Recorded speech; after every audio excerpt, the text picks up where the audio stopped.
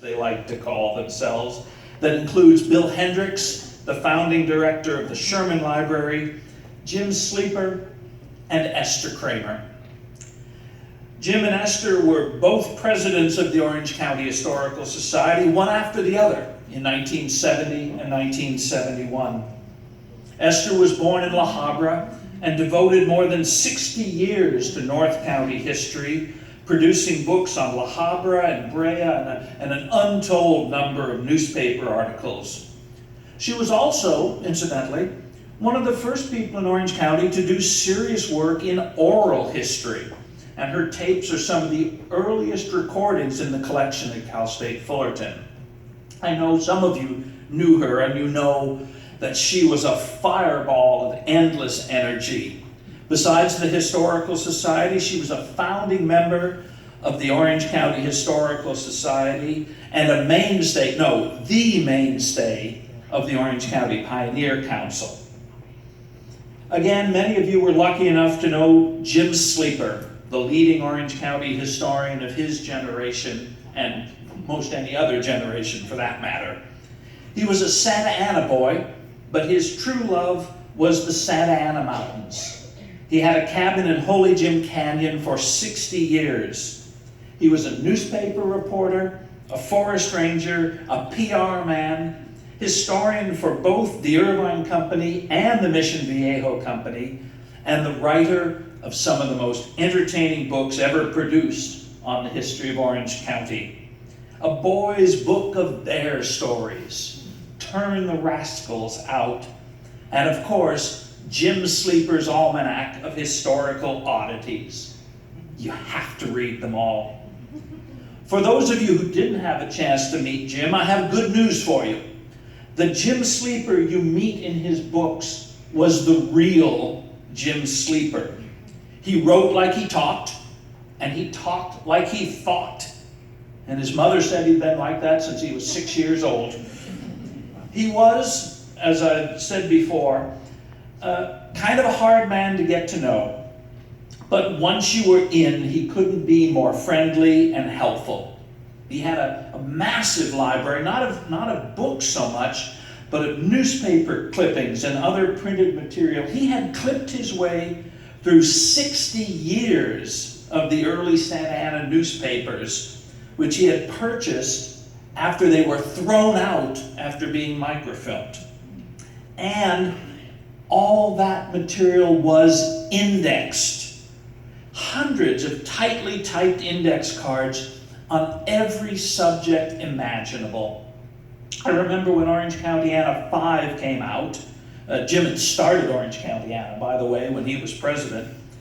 And it turned out that the Thordarson family, who started Buena Park Lumber, were from Iceland. I get to start a new card, Jim told me. Who else had an index card on Icelanders in Orange County? Since Jim's death in 2012, I've noticed a tendency among some academic scholars to write him off as merely a folk historian.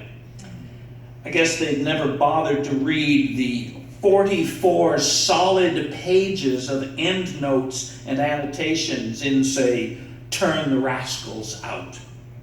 Some people have just never learned to tell the difference between being serious and being solemn. I could go on and on about many important Orange County historians who were a part of the Orange County Historical Society over the years, but don't worry, I won't. But I can't let this opportunity pass without mentioning at least a few more of them, and consider all of these a recommendation to read their books. I think of Ellen Lee, whose writing was as proper as she was. It's a pity she never finished her book on Helena Modjeska. No one knew more about our first international celebrity. Virginia Carpenter was no less a lady. A longtime Placentia librarian, it's no surprise that the research behind her books was always first-rate. From South County, there was Doris Walker of Dana Point, though she also did histories of San Clemente and Mission Viejo. Joe Osterman from Old El Toro, don't call it Lake Forest when Joe's around.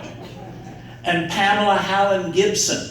Jim Sleeper liked to say that her 1975 history of San Juan Capistrano was the first book to get beyond the swallows. Steve Donaldson is our great railway historian, while Diane Marsh focused on our historic buildings as both an architectural historian and a preservationist. And a heck of an artist, I might add. Always seemed a little unfair to me that when she needed an illustration for her books, she could just draw one, and it was always beautiful. And speaking of illustrations, Ted Parker should be remembered, if only because he started the historic photo library at First American Title. One of the other things to the Orange County Historical Society's credit is that our publishing program has given many of these authors and many others a chance to share their research with a wider community. We published our first volume of the Orange County History Series in 1931, another in 1932, a third in 1939. Almost all these articles were based on talks presented at the Historical Society. In the 1960s, we started publishing booklets, and then in 1973, we launched Orange Countiana, our now annual journal of local history. There's no doubt that the writing and publishing of Orange County history has evolved over the past century. The earliest books were often long on recollections and short on research, or at least short on footnotes and bibliographies and the things that make that research available to other scholars. And as for those big old fat mug books, always remember that all those biographies in them were bought and paid for, and so only say what the families wanted said about themselves and their ancestors. Terry Stevenson, in fact, marks the transition from simply writing down stories from the old-timers, as in Shadows of Old Saddleback, to solid research in historic documents, such as his biography of Bernardo Yorba. But as Jim Sleeper liked to point out, it is the blending of the two which gives us the best books. From the old-timers, you get the life and the color of a story. From the documents, you get the dates and the details. The few city histories written before the 1960s tend to be puff pieces or just brief overviews. Serious, well-researched city histories in Orange County could be said to begin with Leroy Doig's 3-volume history of Garden Grove.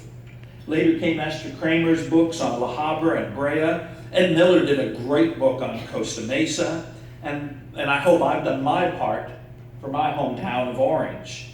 But where are the solid histories of some of our South County communities, most of them over 50 years old now, or half a dozen other major cities still waiting for a book? For special subjects or more detailed aspects of various communities, we can look to the work of Leo Fries in Anaheim or Charlie Swanner in Santa Ana. I've already mentioned Steve Donaldson, whose 2-volume railroad history of Orange County, co-written with Bill Myers, is the gold standard. There are some good church histories out there and a few interesting autobiographies. Disneyland, of course, has inspired a wealth of publications, and Knott's Berry Farm less so, even if you count the many biographies of Walter Knott, none of them very strong in my opinion.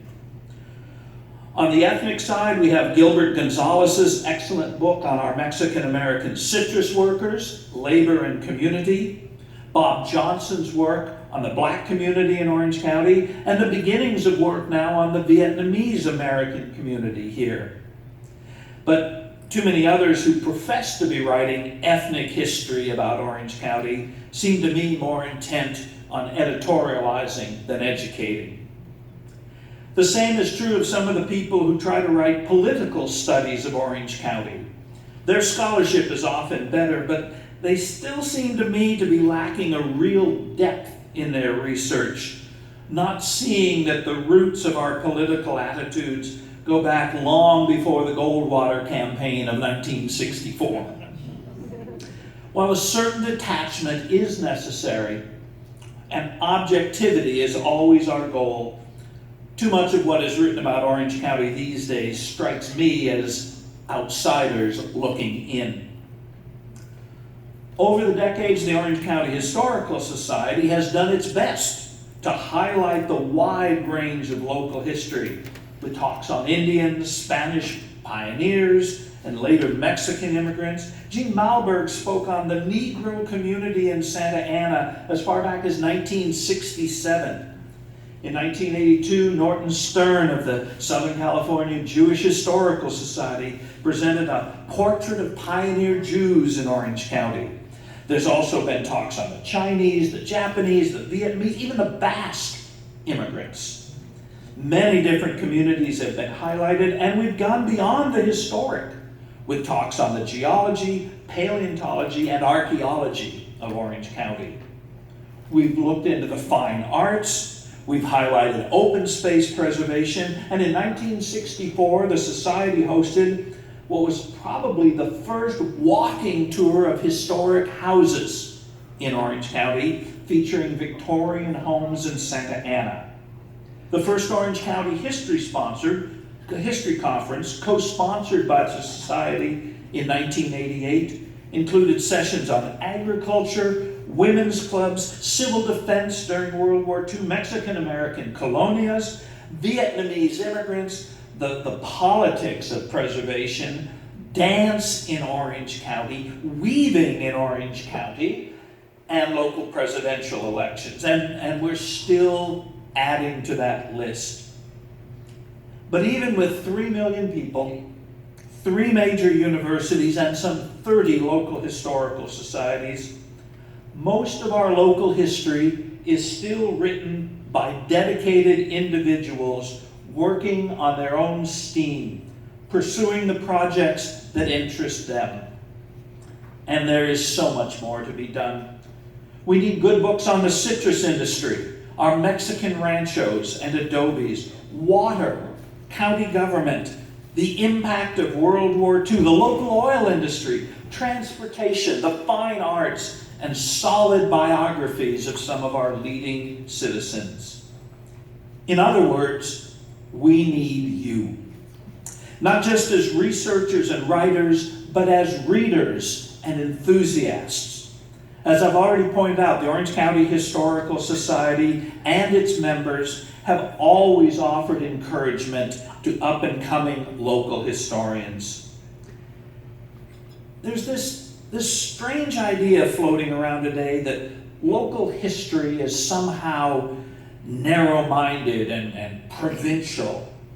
But I would argue that it's just the opposite. Learning to care about a particular place simply because it's the place we happen to live takes us outside of ourselves and our own narrow interests.